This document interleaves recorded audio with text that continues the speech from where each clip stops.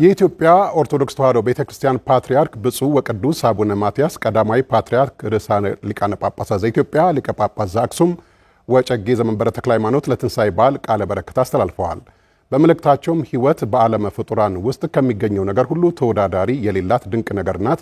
ሕይወት አካልን የማንቀሳቀስ የማመዛዘን የመወሰንና የመስራት ሀብት ጸጋ ያላት ልዩ ናት ብለዋል። የመልእክታቸው ሙሉ ቃል ቀጥሎ ይቀርባል።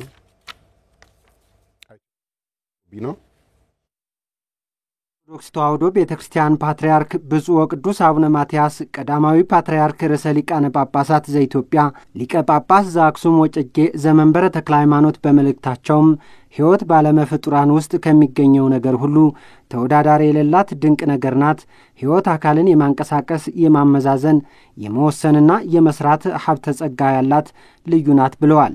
በዚህም ምክንያት ሕይወት ወደ እግዚአብሔር የሚቀርብ ወይም የሚመስል ጸባይ ያላት ሕይወት ከእግዚአብሔር ጋር በቀጥታ የተጣበቀ ወይም የተሳሰረ ግንኙነት አላት ነው ያሉት። ሕይወት ፈጣሪና የፈጣሪ እርዳታን ስትሻ የመኖሯ ምስጢርም ከእግዚአብሔር ጋር የሚገናኝ ጸጋ ስላላት ነው ብለዋል።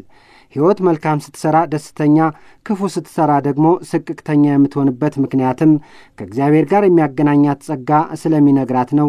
መልካምን መውደድ፣ ክፉን መጥላት የእግዚአብሔር የማይለወጥ ጸባይ ስለሆነ ነው ያሉት። ክፉን ሰርታ ከእርሱ ጋር በደስታና በነጻነት መኖር በፍጹም አትችልምና ብለዋል። ሕይወት የማትጠፋ ብትሆንም የመሞት ስጋት ያልተለያት ፍጡር ናት። በተለይም እግዚአብሔርን የበደለች ዕለት ከባድ የሞት አደጋ ያጋጥማታል ያሉት ቅዱስነታቸው ይህም ሞት የሥጋ ሳይሆን ከእግዚአብሔርና የእግዚአብሔር ከሆነው ሁሉ መለየት ነው። የሕይወት ከባዱ ሞትም ይኸው ነው ብለዋል።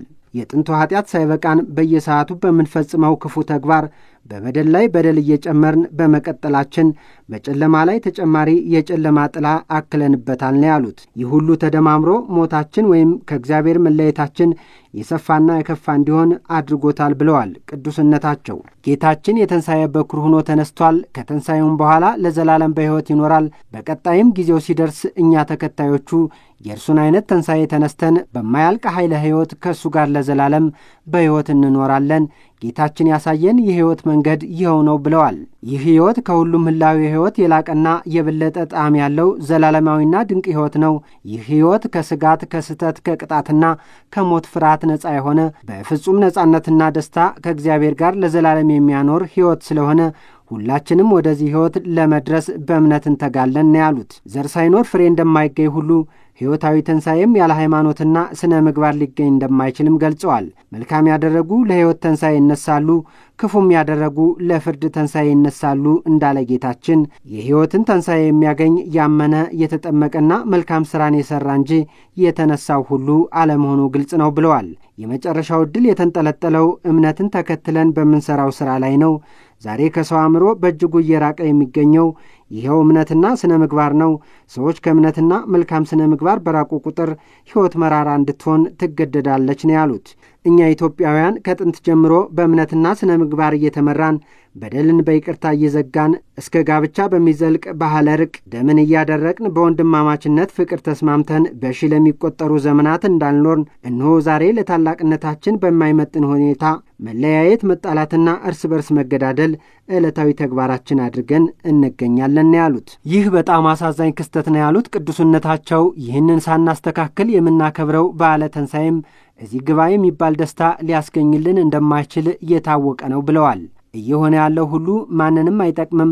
በእርቅ በይቅርታና በውይይት የማይፈታ ችግር ያለ ይመስል ይህን ያህል መጨካከን እንዴት እንደ መፍትሄ ተደርጎ ይወሰዳል? አሁንም ለሁሉም ኢትዮጵያውያን ወገኖቻችን የምንማጸነው እባካችሁ እኛው ራሳችን ሸምጋይና ተሸምጋይ ሆነን ችግሮቻችንን ለመፍታት በብርቱ እንስራ፣ መፍትሄ እናምጣ ብለዋል በመልእክታቸው።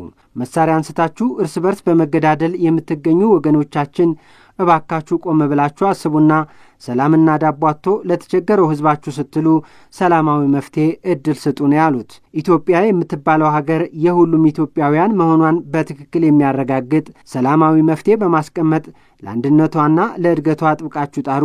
ግጭትና መለያየት ከሚያጠፋን በቀር ምንም አይነት ጥቅም ሊሰጠን እንደማይችል ብዙ ማብራሪያ የሚያስፈልገው አይደለም ነው ያሉት። ጉዳዩን መሳሪያ አስቀምጡና በሃይማኖት በአንድነት በስምምነትና በጭንቅላት ኃይል ሰላምን አምጡ፣ ይህ የቤተ ክርስቲያናችን ወቅታዊ ጥሪ ነው ብለዋል። በልዩ ልዩ ምክንያት ከሞቀ ቤታቸው ተፈናቅለው በየአካባቢው የሚገኙ ወገኖቻችን በትንሣኤው በዓል ተንተውና እፎይ ብለው በደስታ እንዲያሳልፉ ካለን ከፍለን በመመገብና በማልበስ እንድንደርስላቸው አባታዊ መልእክት እናስተላልፋለን ያሉት ቅዱስነታቸው በመልእክታቸው እንኳን ለብርሃነ ትንሣኤው በሰላም አደረሳችሁም ብለዋል። ፕሬዝዳንት ታዬ አጽቀሥላሴ ለትንሣኤ በዓል እንኳን አደረሳችሁ መልእክት አስተላልፈዋል። ፕሬዝዳንቱ በማህበራዊ ትስስር ገጻቸው ባሰፈሩት መልእክት እንኳን ለክርስቶስ ትንሣኤ በዓል በሰላም አደረሳችሁ ብለዋል። የቅዱስ በዓል ትንሣኤ ዕለት የደስታ የፍስሐና የመልካም ቀን ነው ያሉት ፕሬዝዳንቱ በዓሉን በፍቅር በሰላምና በመተሳሰብ እናክብር፣ መልካም ምኞቴ ነው ብለዋል በመልእክታቸው።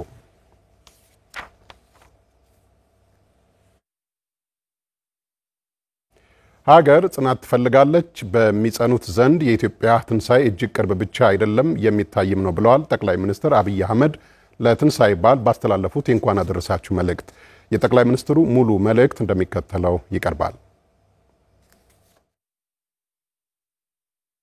ትንሣኤ የመሥዋዕትነት የጽናትና የተስፋ በዓል ነው። የበደለው ዓለም ነው፣ የተሰዋው ግን ክርስቶስ ነው። ያጠፋው የሰው ልጅ ነው፣ የካሰው ግን ክርስቶስ ነው። ባለ ዕዳው ሰው ነው፣ ከፋዩ ግን ክርስቶስ ነው። የክርስቶስ ሞት አንድም ለማዳን ነው፣ አንድም ለትምህርት ነው። ስለ ብዙ ሰዎች ሲባል መሥዋዕትነት ካልተከፈለ ብዙዎችን ማዳን አይቻልም። ሀገርን፣ ሕዝብን ወገንን ማዳን ከተፈለገም መሥዋዕትነት መክፈል ይገባል። ቃል ክርስቶስ በቃሉ ብቻ አልተናገረም፣ በመስቀል ላይ ውሎ ፍቅሩን በተግባር ገለጠው እንጂ ራሱ አስታራቂ፣ ራሱ ታራቂ፣ ራሱም መሥዋዕት ሆነ። ዛሬ ኢትዮጵያን የሚወድ ሁሉ መሥዋዕት ለመሆን የተዘጋጀ መሆን አለበት። በሌሎች መሥዋዕትነት መጓዝ የኦሪት ሰዎችም አድርገውታል። ሺህ በጎችንና ሺህ ፍየሎችን ሰውተው ነበረ፣ አልሆነም እንጂ። ሀገርን ማዳን የሚቻለው ሌሎችን መሰዋት አይደለም፣ ራስን መሰዋት እንጂ። የራስን ጉልበት ጊዜና ዕውቀት መሰዋት እንጂ።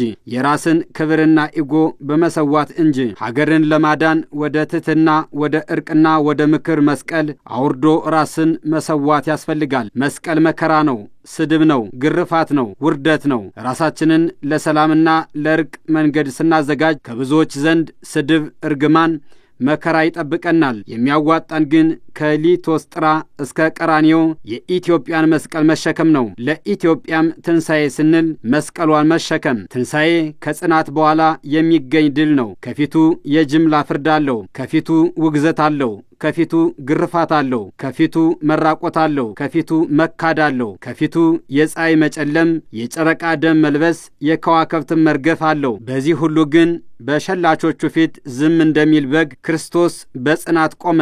ስለ ዓላማ ሲባል መከራን ታገሰ። ስለ ሰው ልጅ ሲባል ሁሉን እየቻለ በጽናት ተጓዘ።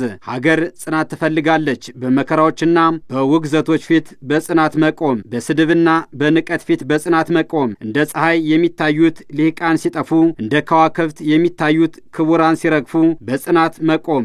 አብረው የነበሩ ፈርተውና ተሽጠው ሲከዱ በጽናት መቆም ሀገር ትፈልጋለች። በሚጸኑት ዘንድ የኢትዮጵያ ትንሣኤ እጅግ ቅርብ ብቻ አይደለም የሚታይም ነው። ትንሣኤ ተስፋ ነው። ፈተናው እንደሚያልፍ ተስፋ ይሰጣል። አርብን ላየ እሁድ የሚመጣ አይመስልም ነበር። ማህተሙን ላየ የሚፈታ አይመስልም ነበር። ጨለማውን ላየ ብርሃኑ ሩቅ ይመስል ነበር። ሁሉም ግን ተገለጠ። ታሪክን የታሪኩ ጌታ ለወጠው። ተስፋችን በደጅ ነው። አርብ ላይ እሁድን እናየዋለን። ከሞት ባሻገር ሕይወትን ከመቃብር አልፈንም ትንሣኤን የምንመለከት ነን። የሚጨበጥ ሕልም የጠራ ምናብ አለን። ስለዚህም ወጀብና አውሎ ንፋስ አያስደንቀንም። ዛሬ ለነገ ሞት ለትንሣኤ ቦታ እንደሚለቁ የምናውቀውም የምናምንም ነን። ለኢትዮጵያ ትንሣኤ የሚተጉ ብዙዎች ናቸው። የሕማማቱ ጊዜ እያለፈ ነው። ከጸጥታው ቀን በኋላ የኢትዮጵያን ትንሣኤ ይመጣል። ከሄዱት ብዙዎቹ ይመለሳሉ፣ ከተሳሳቱ ብዙዎቹ ያስተውላሉ። አርብ ዕለት በከንቱ የጮኹት ብዙዎች ያፍራሉ። ፈራጆች ይጸጸታሉ፣ ተግደርዳሪዎች ይበታተናሉ፣ የመቃብር ጠባቂዎች ይደነግጣሉ። ኢትዮጵያን ግን አይቀሬ በሆነው ትንሣኤ ትነሳለች። ትንሣኤው ከእስራኤል ለዓለም እንደገለጠው ሁሉም ኢትዮጵያም ለዓለም ትገለጣለች። የትንሣኤ በዓል የሚያስተምረንም ይህንኑ ነው። ኢትዮጵያ በልጆቿ ጥረት ታፍራና ተከብራ ለዘላለም ትኑር። ፈጣሪ ኢትዮጵያንና ሕዝቦቿን ይባርክ። ወደ ሌሎች የእንኳን አደረሳችሁ መልእክቶችም ሳልፍ ምክትል ጠቅላይ ሚኒስትር ተመስገን ጥሩነህ የትንሣኤ በዓል የእንኳን አደረሳችሁ መልእክት አስተላልፈዋል። ትንሣኤ የማሸነፍ በዓል ነው። ራሳችን እስካልተሸነፍን ድረስ ማንም ሊያሸንፈን እንደማይችል እንማርበታለን። ሮማውያንና አይሁድ በክርስቶስ ላይ የሚችሉትን ሁሉ አድርገው ነበር። ፈርደውበታል፣ ገርፈውታል፣ ጎትተውታል፣ ሰቅለውታል፣ ገድለውታል። በመጨረሻም በመቃብር ቀብረው መቃብሩን አትመውታል። እነዚህ ሁሉ ነገሮች ኢየሱስ ክርስቶስን በመቃብር አስረው ከትንሣኤ አላስቀሩትም። በትንሣኤ ሌሊት ሞት ታሪክ፣ መቃብርም ተረት ሆነ። ያ ሁሉ ግርግርና ጩኸት ከንቱ ሆነ። ከሞት አጠገብ ሕይወት፣ ከመቃብር አጠገብ ትንሣኤ ተገለጠ። እውነትን ማን ሊሸፍናት ይችላል? ፀሐይንስ ማን ሊሸፍናት ይችላል? አውሎና ወጀቡ የሚያሸንፉት ለመሸነፍ የተዘጋጀውን ነው። ጩኸትና ግርግር የሚያስደነብሩት ለመደንበር የተዘጋጀውን ነው። ወሬና ሐሜት የሚያስደነግጡት ለመደንገጥ የተዘጋጀውን ነው። ለማሸነፍ የወሰኑትን ማንም ምንም አያደርጋቸውም። የረቡዕን አድማ፣ የሐሙሱን ሴራ፣ የአርብ ጠዋትን የጲላጦስ ፍርድ፣ የአርብ እኩለ ቀንን ጨለማ፣ የቅዳም ስዑርን የከበደ ጸጥታ ላየ ሁሉም ነገር ያለቀና የተቆረጠ ይመስል ነበር። ቅዳሜ እኩለ ሌሊት ግን ሁሉም ነገር ተገለበጠ። ታሪክ ተለወጠ፣ እውነት ተገለጠ። ሐሰት ደነገጠ፣ ጠላት ተናወጠ። የኢትዮጵያ ትንሣኤ በኢትዮጵያ ማንሰራራት ተጀምሯል። ጩኸቱ እያለፈ ነው። ጨለማው እየነጋ ነው። ሴራው እየተበጣጠሰ ነው። ሁሉንም ወደ ኋላ እየተወችው ነው። የኢትዮጵያ ጸጋ ለዓለም እየተገለጠ ነው። በጲላጦስ አደባባይ በኢትዮጵያ ላይ ሲጮሁ የነበሩ ሁሉ እጃቸውን ባፋቸው ይጭናሉ። ዓይናቸው እያየ ኢትዮጵያ ስትነሳ ያያሉ። የወጉት ያዩታል እንዲሉ በድጋሜ መልካም በዓል ይሁንልዎ ብለዋል ምክትል ጠቅላይ ሚኒስትር ተመስገን ጥሩነህ ለትንሣኤ በዓል ባስተላለፉት የእንኳን አደረሳችሁ መልእክት።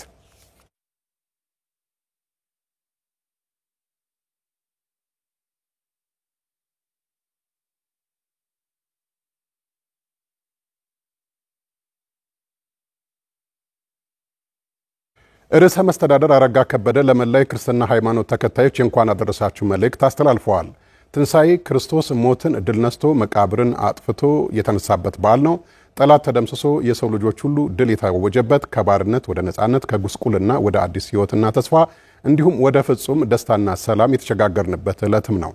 ከትንሣኤው ፈተናን በጽናት መሻገር፣ ጨለማን ወደ ብርሃን መቀየር እንደሚቻል እንረዳለን። በትዕግስትና በትህትና ማለፍን እንማራለን። ዛሬ ያጋጠሙን ችግሮችም ለትውልድ የማይሻገሩ የሚታለፉና የሚፈቱ ናቸው። ፈተናዎችን ወደ እድል ለመቀየር የሕዝባችንን ሰላም ማጽናትና ልማታችንን ማፋጠን አለብን። ከግጭት ያተረፈ ከጥፋት የበለጸገ ሀገርም ሆነ ሕዝብ የለም። እንደ ሕዝብ በህብርና በትብብር እንደ ሀገር በአንድነት መቆም ያስፈልገናል። ዛሬ በእርስ በርስ ግጭት የምናባክነው ጊዜ በትውልድ ቅብብሎሽ ሂደት ውስጥ ከወርቅና ከአልማዝ በላይ ከፍ ያለ ዋጋ እንዳለው ጠንቅቆ መረዳት ይገባል። ሰላምና ልማት የሁለንተናዊ ብልጽግናችን መዳረሻዎች ናቸው። የሕዝባችን መሠረታዊ ፍላጎትም የሚረጋገጠው በልማት ነው።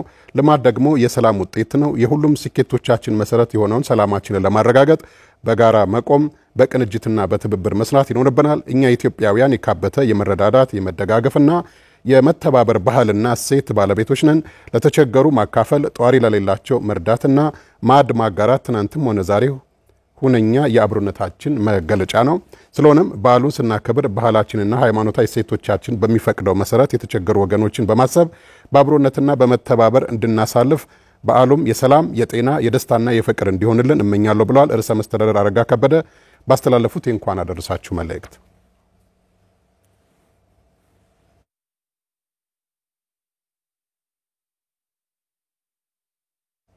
ለመላው የክርስትና ሃይማኖት ተከታዮች እንኳን ለብርሃነ ትንሣኤው አደረሳችሁ አደረሰን ብለዋል አፈ ጉባኤ ፋንቱ ተስፋዬ። በሰው ልጆች ሕይወት ትልቅ ለውጥና ድህነት ካገኘበት አንዱ ትንሣኤ ነው። ኢየሱስ ክርስቶስ አዳምን ለማዳን የተሰቀለበት ጌታ ስለ ሰው ልጆች ፍቅር ሲል በቀራንዮ አደባባይ ራሱን አሳልፎ መስጠት ቤዛ የሆነበትና ሞትን አሸንፎ በትንሣኤ የተገለጠበትና እኛን ከዘላለም ሞት ያዳነበት ነው።